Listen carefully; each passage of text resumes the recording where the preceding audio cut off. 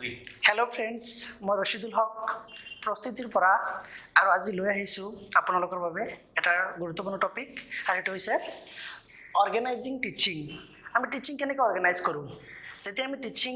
Organise কৰাৰ কথা কম তেতিয়া আমি তলত দিয়া যিখিনি পইণ্ট এখিনি আলোচনা কৰিব লাগিব এই ডিটেইলছ যেতিয়া আমি আলোচনা কৰিম তেতিয়া আমি টিচিং কেনেকৈ অৰ্গেনাইজ কৰিম তেতিয়া ওলাই পৰিব আপোনালোকে চাব একৰ্ডিং টু সিলেবাস আসাম টেটৰ যেটো সিলেবাস আছে সেই সিলেবাসত আছে আপোনাৰ টিচিং এজ প্ল্যান্ড এক্টিভিটি পিছতো আছে ফেজেস অফ টিচিং তাত আছে আপোনাৰ ক্ৰিয়েটিভ ইন্টাৰেক্টিভ আৰু এটা আছে post active phase of teaching আৰু আছে method of teaching আৰু তাত আছে concept of TLM মানে teaching learning materials তাৰ পিছত আছে diagnostic and remedial teaching আমি সিলেবাস মতে এখিনি হজাইছো নেকে অৰ্গানাইজ কৰিছো এটা আহক আমি এটা পইণ্ট আলোচনা কৰো প্ৰথমে আমি আলোচনা কৰিম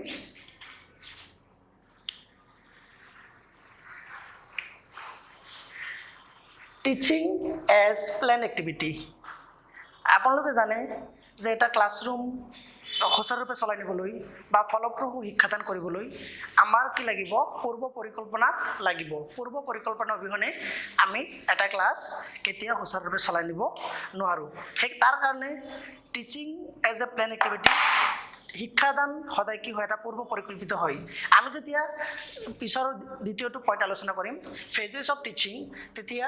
আমি গোটেইখিনি কথা আমি বিস্তাৰিতভাৱে আলোচনা কৰিম তেতিয়া আহক আমি ফেজেস অফ টিচিং লৈ গুচি যাওঁ ফেজেস অফ টিচিং বা শিক্ষাদানৰ স্তৰসমূহক আমি তিনটা ভাগত ভাগ কৰিব পাৰো এটা হ'ব ক্ৰিয়েটিভ ফেজ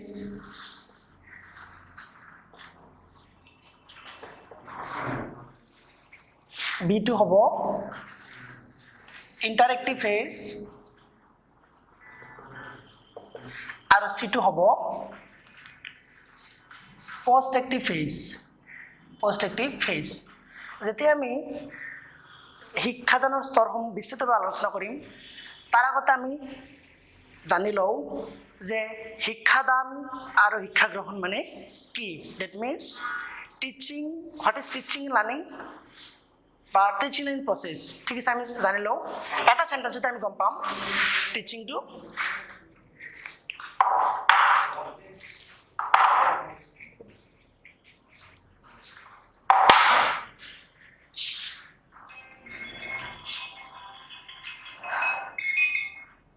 টিচিং আৰু এটা আছে লাৰ্নিং এটা হৈছে শিকন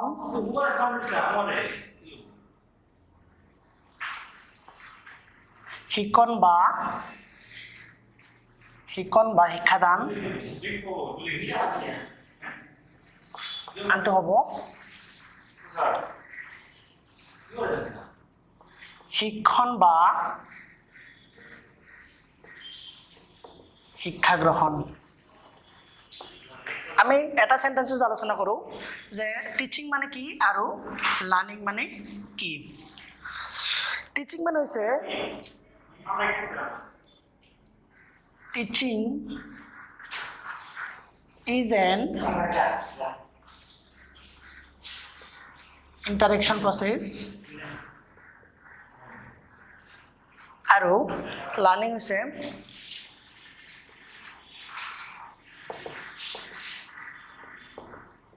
modification of behavior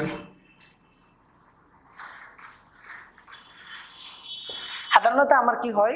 এই দুটা কনসেপ্টত কি হয় বেসিক্যালি আমাৰ পাজলিং লাগে যে টিচিং মানে আমি কেতিয়াবা কওঁ শিক্ষণ আৰু নহ'লে আমি কেতিয়াবা ভাবোঁ যে শিক্ষণ তাৰ মাজতে আমাৰ কি হয় অলপ খেলিমেলি সৃষ্টি হয় আপোনালোকে ক্লিয়াৰলি জানি লওক যে টিচিং মানে শিক্ষণ আৰু বা শিক্ষাদান আৰু লাৰ্ণিং মানে শিক্ষণ বা শিক্ষা গ্ৰহণ টিচিং মানে কি teaching is the interaction process এটা ইণ্টাৰেকশ্যন প্ৰচেছ হয় যেতিয়া শিক্ষকজন ক্লাছৰুমত যায় কাৰ লগত ইণ্টাৰেকশ্যন কৰে শিক্ষাৰ্থীসকলৰ লগত ইণ্টাৰেকশ্যন কৰে আৰু এটা পাৰপাছফুল প্ৰক্ৰিয়া হয় বা পৰিকল্পিত প্ৰক্ৰিয়া হয় পৰিকল্পিত প্ৰক্ৰিয়াৰ মাজত শিক্ষক কি কৰে ক্লাছৰুমত পাঠদান কৰে আৰু সেইখিনিকে আমি কি কওঁ টিচিং বুলি কওঁ আৰু যে লাৰ্ণিঙৰ কথা যেতিয়া আহিব লাৰ্ণিং মানে কি learning is modification of behaviour according to gets তেওঁ কৈছিলে যে learning is modification of behaviour through experience and training মানে শিক্ষণ হৈছে অভিজ্ঞতা আৰু প্ৰশিক্ষণৰ যোগেদি যেতিয়া আচৰণ সংশোধন কৰিব পাৰোঁ তাকে আমি শিক্ষণ বুলি ক'ব পাৰোঁ ঠিক আছে আপোনালোক ক্লিয়াৰলি হৈছে টিচিং আৰু লাৰ্ণিং কেতিয়াও টিচিঙক আপুনি মডিফিকেশ্যন অফ বিহেভিয়াৰ বুলি নক'ব বা লাৰ্ণিঙক আপুনি teaching is an interaction process বুলি কেতিয়াও নক'ব দুটাৰ মাজত এটা বেছিক ডিফাৰেঞ্চ আছে ঠিক আছে আপোনালোকে কনচেপ্টটো ক্লিয়াৰ হৈছে এতিয়া আহক আমি ফেজেছখিনি আলোচনা কৰোঁ ফেজেছ অফ টিচিং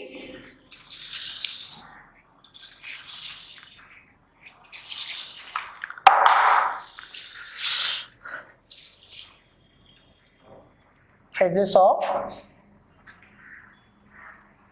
teaching আমাৰ প্ৰথমটো কি ফেজ আছিলে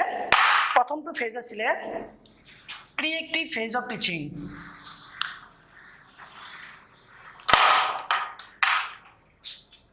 নাম্বাৰ 1 প্ৰিএক্টিভ ফেজ আৰু অসমীয়াত ক'ব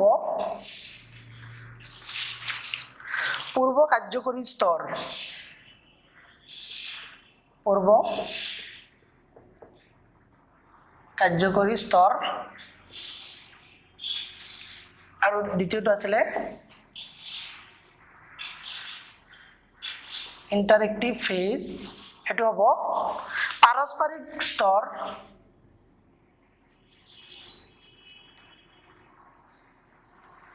পাৰস্পৰিক বা আৰু এটা নামেৰে নামকৰণ কৰিব পাৰোঁ আন্তঃক্ৰিয়া স্তৰ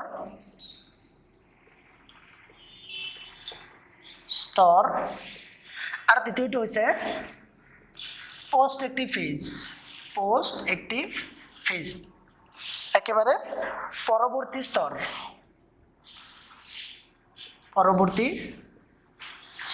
ঠিক আছে আমি তিনিটা স্তৰ আমি বিস্তৃতভাৱে আলোচনা কৰিম আহক আমি প্ৰথমে আলোচনা কৰোঁ প্ৰিএক্টিভ ফেজ অফ টিচিং বা প্ৰিএক্টিভ বা পূৰ্ব কাৰ্যকৰী স্তৰ যেতিয়া আমি পূৰ্ব কাৰ্যকৰী স্তৰ আমি আলোচনা কৰিম তেতিয়া এটা কথা আপোনালোকে মনত ৰাখিব এজন শিক্ষক যেতিয়া শ্ৰেণীকোঠাত যোৱাৰ আগতে যেতিয়া পূৰ্ব নিৰ্ধাৰিত লক্ষ্য অনুসৰি তেওঁ পৰিকল্পনা কৰিব এটা ক্লাছৰ কাৰণে সেইটোকে আমি প্ৰিএক্টিভ ফেজ অফ টিচিং বুলি ক'ব পাৰোঁ আপোনালোকে গম পাইছে আকৌ ক্লিয়াৰলি মই কৈছোঁ যে শিক্ষকজন এতিয়ালৈকে ক্লাছৰুমত সোমোৱা নাই বা ক্লাছৰুমত এতিয়ালৈকে যোৱা নাই ক্লাছৰুমত যোৱাৰ আগতে শিক্ষকে কি পঢ়াব কেনেকৈ পঢ়াব ক'ত পঢ়াব সেই সম্পৰ্কে যদি এটা পৰিকল্পনা কৰি এটা লেচন প্লেন বনাই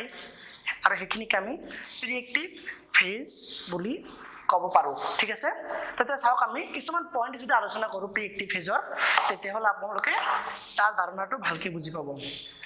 এটা পইণ্ট আলোচনা কৰিম প্ৰথমটো পইণ্ট আছে শিক্ষাদানৰ বাবে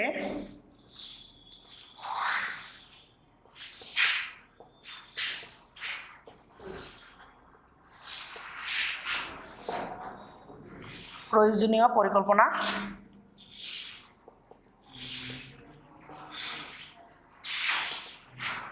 পিছতো পইণ্ট আছে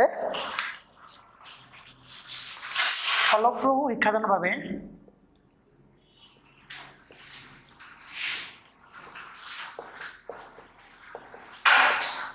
বাবে কৰা পৰিকল্পনা তাৰপাছত আছে পাঠ পৰিকল্পনা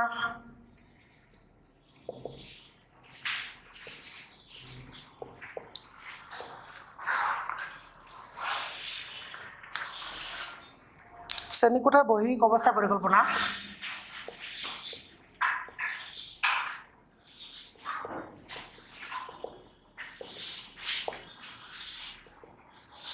অৱস্থাৰ পৰিকল্পনা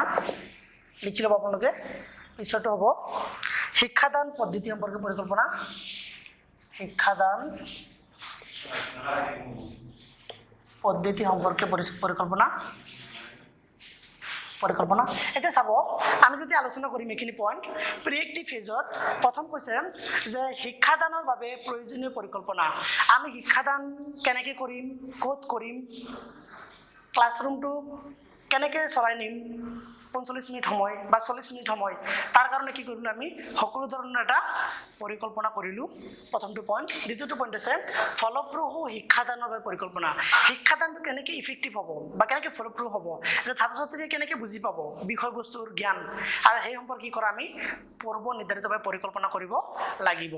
কিয়নো পূৰ্ব নিৰ্ধাৰিত পৰিকল্পনা অবিহনে কেতিয়াও বিষয়বস্তুৰ জ্ঞান ছাত্ৰ ছাত্ৰীসকলক সুচাৰুৰূপে প্ৰদান কৰিব নোৱাৰিম তাৰ কাৰণে কি লাগিব আমাৰ ফলপ্ৰসূ শিক্ষাদানৰ বাবে আমি কি কৰিব লাগিব আগতীয়াকৈ আমি কিছুমান কথা মনত ৰাখিব লাগিব যাতে শিক্ষাদান কাৰ্য ছাত্ৰ ছাত্ৰীসকলে সুচাৰুৰূপে ছাত্ৰ ছাত্ৰীসকলৰ মাজত আমি শিক্ষাদান কৰিব পাৰোঁ আৰু যাতে শিক্ষাদানটো ফলপ্ৰসূ হয় ঠিক আছে পিছৰ পইণ্টটো আছে পাঠ পৰিকল্পনা আছে পাঠ পৰিকল্পনা মই কি পঢ়াম ক্লাছৰুম এটা যোৱাৰ আগতে মই জানিব লাগিব যে আজি মই এইটো টপিকৰ ওপৰত ক্লাছৰুমটো কৰিম বা এইটো বিষয়ৰ ওপৰত মই শ্ৰেণীকক্ষৰ পাঠদান চলাই নিম সেই সম্পৰ্কে কি কৰিব লাগিব আমাৰ ধাৰণা থাকিব লাগিব আৰু কৈছে যে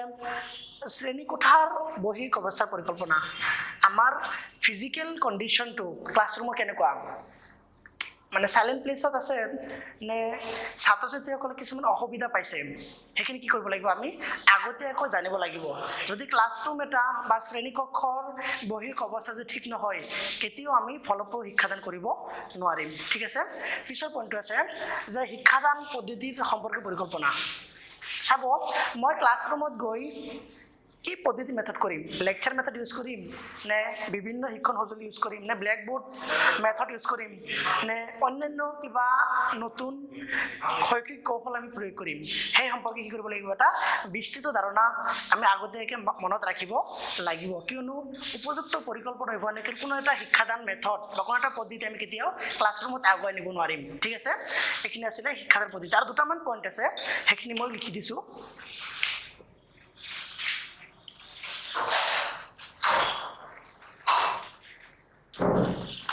শিক্ষণ কৌশল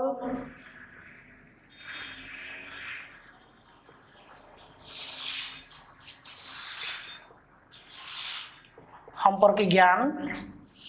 আৰু পিছত আছে ব্যক্তিগত বৈষম্যৰ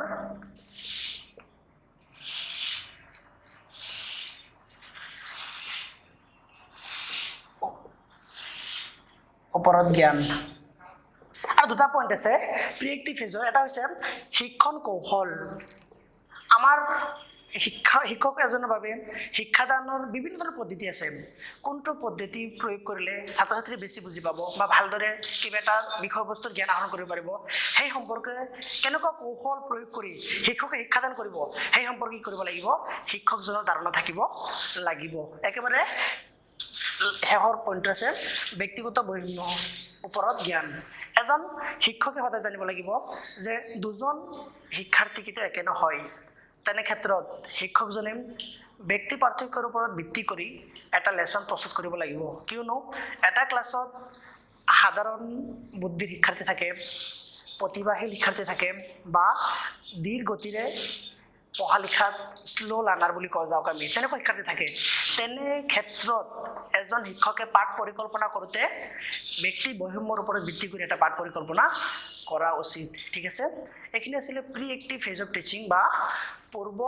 কাৰ্যকৰী স্তৰ সামৰিকভাৱে যদি মই এটা চামাৰি দিওঁ আপোনালোকক যে প্ৰিএক্টিভ ফেজ অফ টিচিং বা পূৰ্ব কাৰ্যকৰী স্তৰ হৈছে এনে এটা প্ৰক্ৰিয়া যি প্ৰক্ৰিয়াত কি কৰে শিক্ষকজন শ্ৰেণীকক্ষত সোমোৱাৰ আগতে যি পৰিকল্পনা কৰে যেতিয়া শিক্ষকজনে শ্ৰেণীকক্ষত সোমাই যাব তেতিয়া বেলেগ এটা স্তৰলৈ গুচি যাব কিন্তু শিক্ষকজন শ্ৰেণীকোঠাৰ যোৱাৰ আগতে সামগ্ৰিক শ্ৰেণীকোঠাত পাঠদান কেনেকৈ কৰিব সেই সম্পৰ্কে পূৰ্ব পৰিকল্পিত বা পূৰ্ব নিৰ্ধাৰিত শিক্ষাদান পদ্ধতি বা পাঠ পৰিকল্পনা বা পাঠ নিৰ্দিষ্ট বিষয়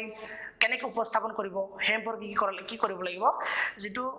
বিষয়ৰ ওপৰত পাঠদান কৰিব তাৰ বাবে এটা পূৰ্ব প্ৰস্তুতি লাগিব আৰু সেই প্ৰস্তুতিকে আমি প্ৰিএক্টিভ ফেজ অফ টিচিং বুলি কওঁ ঠিক আছে এইখিনি আছিলে প্ৰথমটো ষ্টেজ আৰু ইয়াত আমাৰ কিছুমান এছপেক্টে আমাক কি কৰে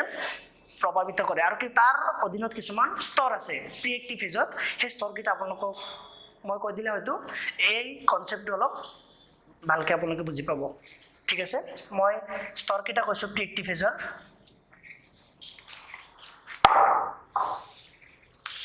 বা কিছুমান উপাদান আছে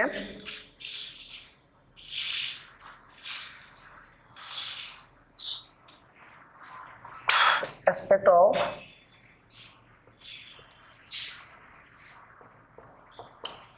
this phase পইণ্ট কেইটা লিখি যাব আপোনালোকে নাম্বাৰ 1 লক্ষ্য নিৰ্ধাৰণ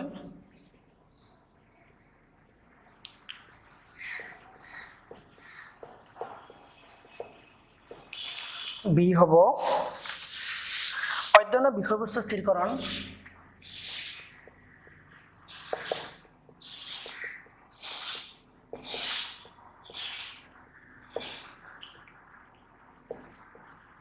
স্থিৰকৰণ সি হ'ব উপস্থাপনৰ বাবে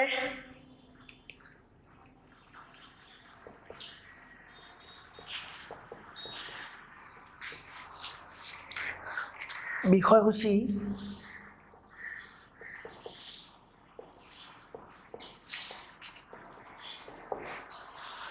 ক্ৰম অনুসৰি সজোৱা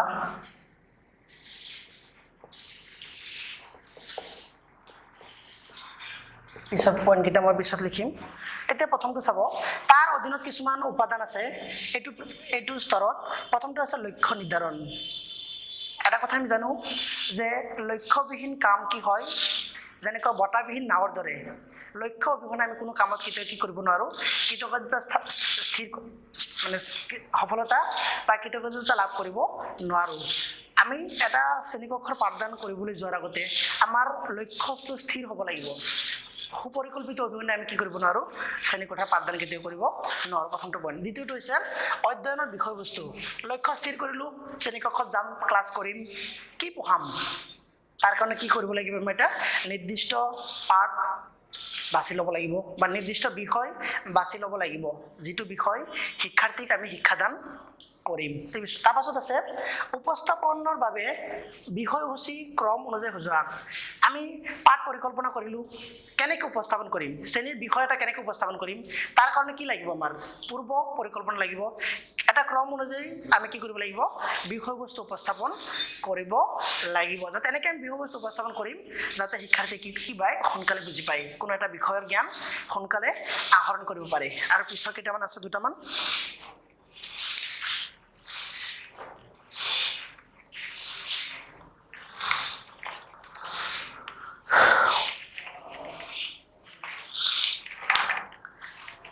পিছত আছে শিক্ষাদানৰ কৌশল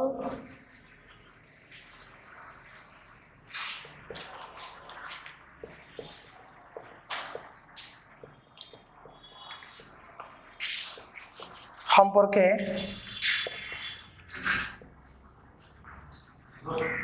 সিদ্ধান্ত গ্ৰহণ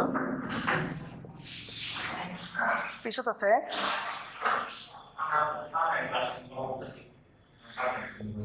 শিক্ষণত সহসম্বন্ধ স্থাপন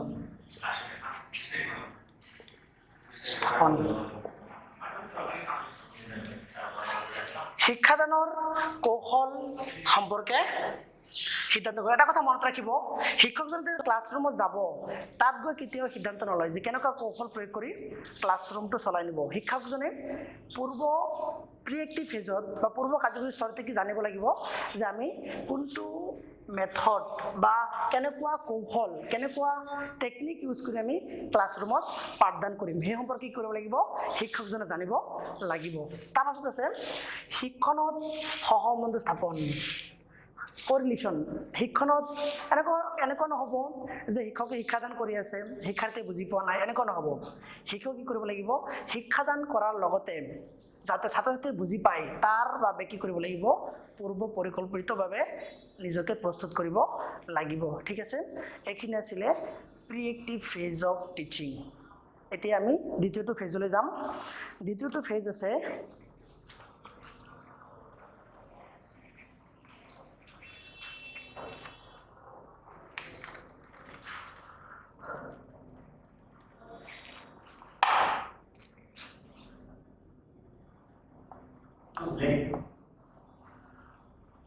ইন্টাৰেক্টিভ ফেজ মানে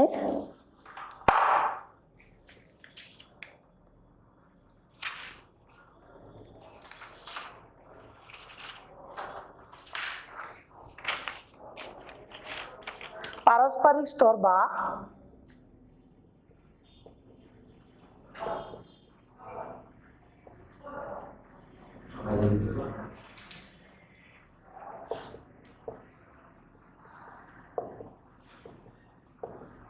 আন্তঃক্ৰিয়া স্তৰ দ্বিতীয়টো ফেজ আছে আমাৰ পাৰস্পৰিক বা আন্তঃক্ৰিয়া স্তৰ এই স্তৰটো কেতিয়াৰ পৰা আৰম্ভ হয় যেতিয়া শিক্ষকজনে শ্ৰেণীকক্ষত সোমাব বা ক্লাছৰুমত সোমোৱাৰ পিছৰ পৰা বা when a teacher enters the classroom this phase is related to interactive phase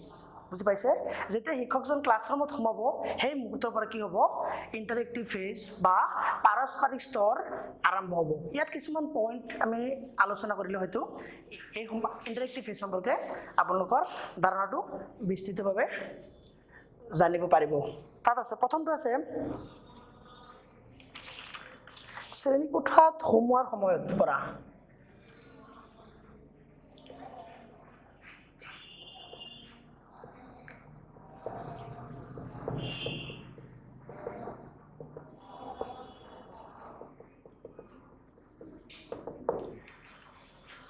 তাৰপাছত আছে পূৰ্ব জ্ঞান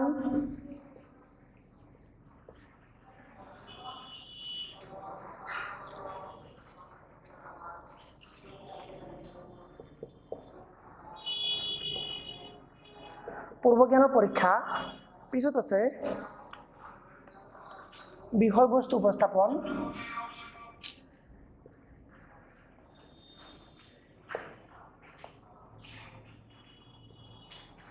বিষয়বস্তু উপস্থাপন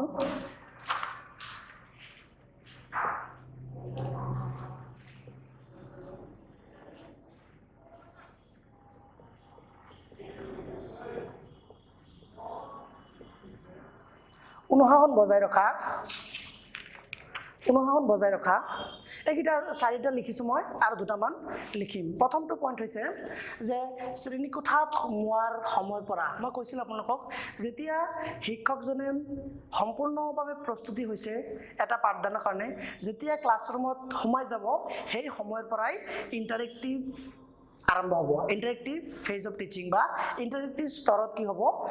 আৰম্ভ হ'ব সেই সময়ৰ পৰা প্ৰথমটো পইণ্ট দ্বিতীয়টো পইণ্ট আছে যে পূৰ্বজ্ঞানৰ পৰীক্ষা শিক্ষকজনে যেতিয়া ক্লাছৰুমত সোমাব বা শ্ৰেণীকক্ষত পাঠদান কৰিবলৈ যাব সেই সময়টোত শিক্ষকজনে কি কৰিব শিক্ষাৰ্থীসকলক কিছুমান প্ৰশ্ন কৰিব যিটো বিষয় পঢ়াব সেই বিষয়ৰ ওপৰত শিক্ষাৰ্থীসকলৰ ধাৰণা কিমান পূৰ্বজ্ঞানৰ পৰীক্ষা কৰাটো হৈছে এই স্তৰটোত অন্তৰ্ভুক্ত আপোনালোকে চাব যে পূৰ্বজ্ঞান পৰীক্ষা কৰাটো কোনটো স্তৰত অন্তৰ্ভুক্ত অপশ্যনত থাকিব প্ৰিএক্টিভ ইণ্টাৰেক্টিভ পোষ্ট এক্টিভ বা আৰু এটা অপশ্যন থাকিব পাৰে নান অফ দিছ আপোনালোকে আনচাৰটো কি দিব ইণ্টাৰেক্টিভ ফেজ অফ টিচিং ঠিক আছে তাৰপিছত আছে আপোনাৰ অনুশাসন বজাই ৰখা যেতিয়া শিক্ষকজন ক্লাছৰুমত সোমাই যাব বা শ্ৰেণীকক্ষত সোমাই যাব শিক্ষাৰ্থীসকলে অনুশাসন বজাই ৰাখিছে নে নাই সেইসমূহ কি কৰিব লাগিব শিক্ষকজনে চকু দিব লাগিব আৰু অনুশাসন শৃংখলাহীন অবিহনে এটা ক্লাছৰুম কেতিয়াও ফলপ্ৰসূ শিক্ষাদান কৰাটো সম্ভৱ নহয় তাৰ কাৰণে কি লাগিব শ্ৰেণীকক্ষৰ অনুশাসন বজাই ৰখাৰ ক্ষেত্ৰত শিক্ষকৰ ভূমিকা যথেষ্ট ঠিক আছে তাৰপিছত আছে আৰু পিছত দুটা পইণ্ট আছে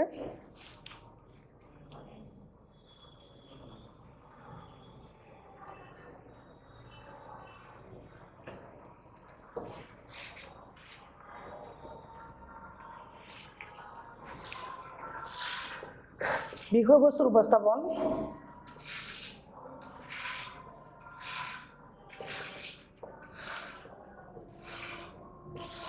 পিছত আছে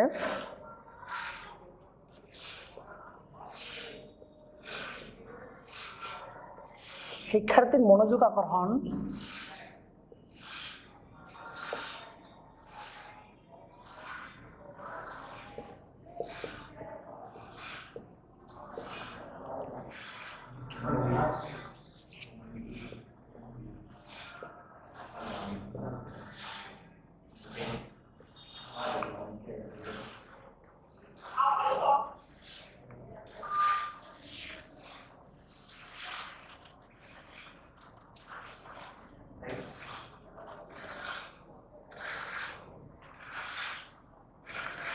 প্ৰশ্ন সোধা বা উত্তৰ লোৱা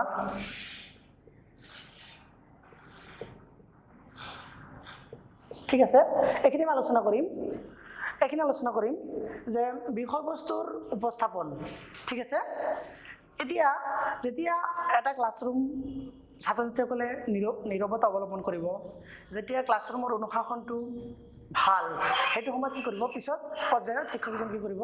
চাব যে বিষয়বস্তুৰ উপস্থাপন কৰিব যিটো বিষয় শিক্ষকে ক্লাছৰুমত পাঠদান কৰিবলৈ আহিছে যিটো বিষয়ৰ ওপৰত সেই বিষয়টো কি কৰিব শিক্ষকজনে উপস্থাপন কৰিব আৰু উপস্থাপনত শিক্ষকজন কি কৰিব লাগিব যে বিষয়বস্তুৰ কি কৰিব পুংখানুপুংখভাৱে শিক্ষাৰ্থীসকলৰ মাজত দাঙি ধৰিব লাগিব তাৰপাছত আছে শিক্ষাৰ্থীৰ মনোযোগ আকৰ্ষণ শিক্ষকজনৰ সুস্থ বা সফল শিক্ষাদানৰ ফলস্বৰূপে জৰিয়তে শিক্ষাৰ্থীসকল কি কৰিব লাগিব বিষয়বস্তুৰ প্ৰতি মনোযোগ আকৰ্ষণ কৰিব লাগিব আৰু ছাত্ৰ-ছাত্ৰীসকলে যেতিয়া বিষয়বস্তুৰ প্ৰতি মনোযোগ আকৰ্ষণ হ'ব তেওঁলোকৰ তেতিয়াহ'লে কি হ'ব শিক্ষাদানৰ পঢ়াবলগীয়া যিটো বিষয়বস্তু তাৰ জ্ঞান শিক্ষাৰ্থীসকলে অতি সহজে আহৰণ কৰিব পাৰিব ঠিক আছে আৰু পিছত আছে প্ৰশ্ন সোধা বা উত্তৰ লোৱা যেতিয়া শিক্ষকজনে পাঠদান চলাই ৰাখিব বা শ্ৰেণীকোঠাত পাঠদান চলি থকা সময়ত শিক্ষকজনে মাজে মাজে শিক্ষাৰ্থীসকলক প্ৰশ্ন কৰিব লাগিব যাতে শিক্ষাৰ্থীয়ে বিষয়বস্তু বুজি পাইছে নে বুজি পোৱা নাই সেইখিনি কথা বিভিন্ন প্ৰশ্নৰ জৰিয়তে শিক্ষকজনে শিক্ষাৰ্থীৰ পৰা উত্তৰ ল'ব লাগিব ঠিক আছে এইখিনি আছিলে ইণ্টাৰেক্টিভ ফেজ অফ টিচিং আপোনালোক এটা কথা সামগ্ৰিকভাৱে আমি যদি আলোচনা কৰোঁ তেতিয়া ইণ্টাৰেক্টিভ ফেজ অফ টিচিঙত কি কৰা হয় শিক্ষকজনে শ্ৰেণীকোঠাত সোমোৱাৰ সময়ৰ পৰা আৰম্ভ হয় আৰু এটা বিষয়বস্তু উপস্থাপনৰ শেষলৈকে চলি থাকে ঠিক আছে আৰু তাৰ মাজতে কি কৰিব পাৰে শিক্ষকজনে পূৰ্বজ্ঞানৰ পৰীক্ষা শ্ৰেণীকোঠাৰ অনুশাসন বজাই ৰখা শিক্ষাৰ্থীসকলৰ মনোযোগ আকৰ্ষণ বা শিক্ষাৰ্থীসকলক বিভিন্ন প্ৰশ্নৰ জৰিয়তে বিষয়বস্তু ভালকৈ বুজি পাইছে নে পোৱা নাই সেই সম্পৰ্কে শিক্ষকজনে জানিব লাগে ঠিক আছে আৰু একেবাৰে আৰু এটা স্তৰ আছে সেই স্তৰটো আমি আলোচনা কৰিম এতিয়া সেইটো হ'ব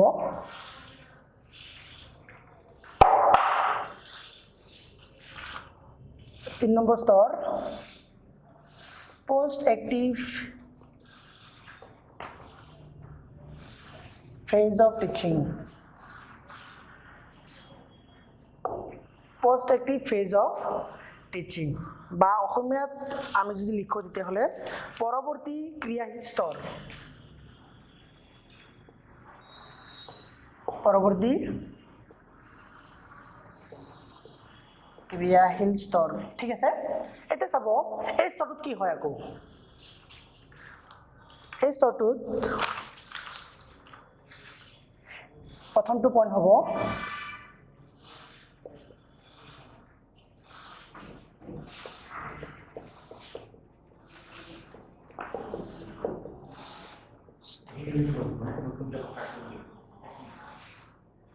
এইটো আছিলে শিক্ষাদানৰ শেষৰ স্তৰ ঠিক আছে পিছত কি আছিলে শিক্ষাদানৰ শেষৰ স্তৰ ঠিক আছে পোষ্ট এক্টিভটো কি হয় একেবাৰে শিক্ষাদান সমাপ্ত হোৱাৰ লগে লগে যেতিয়া যেটো স্তৰ আৰম্ভ হ'ব সেইটো হ'ব আপোনাৰ পৰৱৰ্তী স্তৰ বা পষ্ট্ৰাকটিভ ফেজ অফ টিচিং। এতিয়া ইণ্টাৰেক্টিভ ফেজত কি কৰা হয়, এজন শিক্ষকে সম্পূৰ্ণ ক্লাছ এটা চলাই নিলে, একেবাৰে এটা বিষয়বস্তু উপস্থাপন কৰা, প্ৰশ্ন কৰা, তাৰ মাজতে কি কৰিলে ক্লাছটো চলাই ক্লাছটো শেষ কৰিলে। সেই মুমেণ্টৰ পৰা বা সেইটো মুহূৰ্তৰ পৰা ক্লাছৰুমত শিক্ষকজন সোমোৱাৰ লগতেই সেই যেতিয়া শিক্ষকে বিষয়বস্তু একেবাৰে উপস্থাপন কৰি ছাত্ৰ ছাত্ৰীসকলক গৃহকৰ্মলৈকে দিয়া হ'ল, দিয়াৰ পিছতে যিটো স্তৰ আৰম্ভ হয় এটা কম সময়ৰ ভিতৰত, যিটোৰ দ্বাৰা কি কৰা হয় শিক্ষক আৰু শিক্ষাৰ্থীৰ সফলতা আৰু বিফলতা চিনাক্ত কৰিব পাৰি। সেই স্তৰটো হ'ব পষ্ট্ৰাকটিভ ফেজ অফ টিচিং। এতিয়া চাব, তাই ইয়াত প্ৰথমে শিক্ষাৰ শেষৰ স্তৰটো, তাৰপাছত আছে জ্ঞান অভিজ্ঞতাৰ পৰিমাপন। আমি কি কৰিব পাৰিম, জ্ঞান অভিজ্ঞতাৰ পৰিমাপন কৰিব পাৰিম। শিক্ষাৰ্থীসকলে বিষয়ৰ জ্ঞান কিমানখিনি আহৰণ কৰিব পাৰিছে নে পাৰা নাই, সেইখিনি আমি কেনেকৈ পাৰিম, কিছুমান প্ৰশ্নৰ জৰিয়তে আমি কি কৰিব পাৰিম, শিক্ষাৰ্থীসকলৰ কিমান বুজি পাইছে নে বুজি পোৱা নাই সেইখিনিৰ জৰিয়তে আমি শিক্ষাৰ্থীসকলৰ পৰা জানিব পাৰিম। কিন্তু এটা কথা মনত ৰাখিব যে প্ৰশ্ন সোধা, এটা প্ৰশ্ন যে আহিব পাৰে যে প্ৰশ্ন সোধাটো কোনটো স্তৰত অন্তৰ্ভুক্ত, প্ৰিএক্টিভ, পষ্ট্ৰাকটিভ, ইণ্টাৰেক্টিভ। ইয়াত কিন্তু দুটা কণ্ডিশ্যন আছে। প্ৰথমটো কণ্ডিশ্যন হৈছে, আমি যেতিয়া ইণ্টাৰেক্টিভ ফেজত আলোচনা কৰিছিলোঁ তেতিয়াই কৈছিলোঁ যে শিক্ষকজনে যেতিয়া ক্লাছৰুমত যাব, গৈ বা শ্ৰেণীকক্ষত পাঠদানৰ বাবে সোমোৱাৰ লগে লগে শিক্ষকে কি কৰিব, যিটো বিষয় শ্ৰেণীকক্ষত পাঠদানৰ বাবে শিক্ষকে প্ৰস্তুত কৰিব সেই বিষয়টোৰ ওপৰত শিক্ষাৰ্থীসকলক কিছুমান প্ৰশ্ন কৰিব, আৰু সেইটো কি বুলি কোৱা হয়, পূৰ্ব জ্ঞান পৰীক্ষা। পূৰ্ব জ্ঞান পৰীক্ষাৰ যিটো প্ৰশ্ন, সেই প্ৰশ্নটো আৰু একেবাৰে শিক্ষাদানৰ অন্তত যিটো প্ৰশ্ন কৰা, সেই দুটা কিন্তু বেলেগ, আৰু দুটা ফেজে কি কৰে, ইণ্ডিকেট কৰে। প্ৰথমটো হৈছে যে যদি এটা প্ৰশ্ন আহে যে আপোনালোকৰ যে শিক্ষকে শ্ৰেণীকক্ষত সোমোৱাৰ লগে লগে বিষয়বস্তুৰ সম্পৰ্কে পূৰ্ব জ্ঞান পৰীক্ষা কৰাটো কোনটো স্তৰত অন্তৰ্ভুক্ত, তেতিয়া আনচাৰটো কি দিব, প্ৰিএক্টিভ, ইণ্টাৰেক্টিভ এণ্ড পষ্ট্ৰাকটিভ। তেতিয়া আনচাৰটো কি হ'ব, আপোনাৰ ইণ্টাৰেক্টিভ ফেজ হ'ব। কিন্তু যেতিয়া প্ৰশ্নটো এনেকৈ আহিব যে শিক্ষকে শ্ৰেণীকক্ষত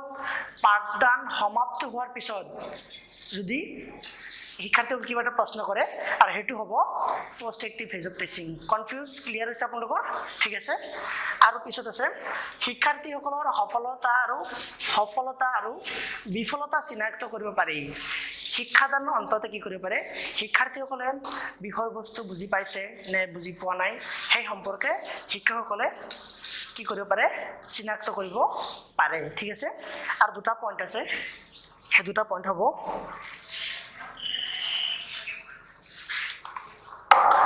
আচৰণৰ পৰিৱৰ্তন কৰা,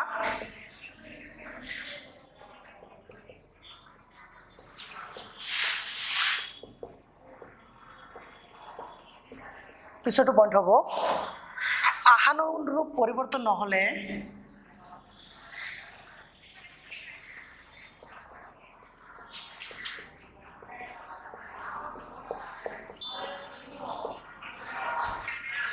শিক্ষাদান পদ্ধতিৰ সংস্কাৰ সাধন।